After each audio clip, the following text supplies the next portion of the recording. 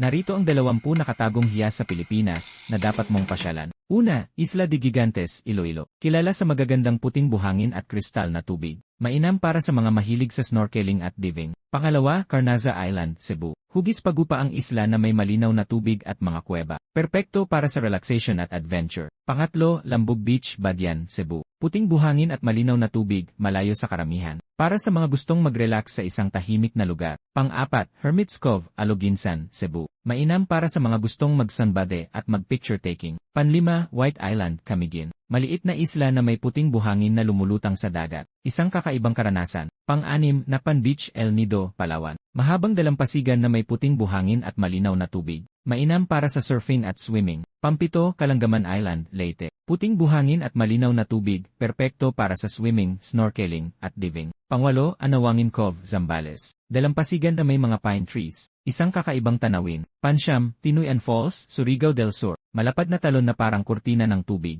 Mainam para sa swimming at picture taking. Pansampu, Kawasan Falls, Cebu, lesser known areas. Habang sikat ang main falls, may mga nakatagong talon at swimming holes sa paligid nito. Panlabing-isa, Binalayan Hidden Falls, Cebu. 3 antas na talon na kailangang tawirin ang 3 sapa para marating. Panlabindalawa, Balay sa Adta Cave, Argao, Cebu. Kuweba na may stalactites at stalagmites. Mainam para sa spelunking. Panlabintatlo, Kabang Falls, Cebu City. Nakatagong talon sa loob ng lungsod. Kailangan mag-hike para marating. Panlabing-4, Lusno Falls, Ronda, Cebu. Nakatagong talon na sulit ang pagod sa paglalakbay. Panlabing-5, Mag-aso Falls, Siquijor. Talon na may malinaw na tubig at mainam para sa swimming. Panlabing-6, Tumalog Falls, Oslob, Cebu. Talon na may malinaw na tubig at mainam para sa swimming at picture taking. Panlabing-7, Inambakan Falls, Quezon. Talon na may malinaw na tubig at mainam para sa swimming. Panlabing-8, Botolan Caves, Zambales. Sistema ng mga kuweba na may magagandang formations. Mainam para sa spelunking. Panlabing-9, Tabon Caves, Palawan. Kuweba na may mga arkeolohikal na natuklasan. Mainam para sa mga mahilig sa kasaysayan. Pandalawampu, Sohoton Cove, Eastern Samar. Kuweba na may malinaw na tubig at mainam para sa kayaking.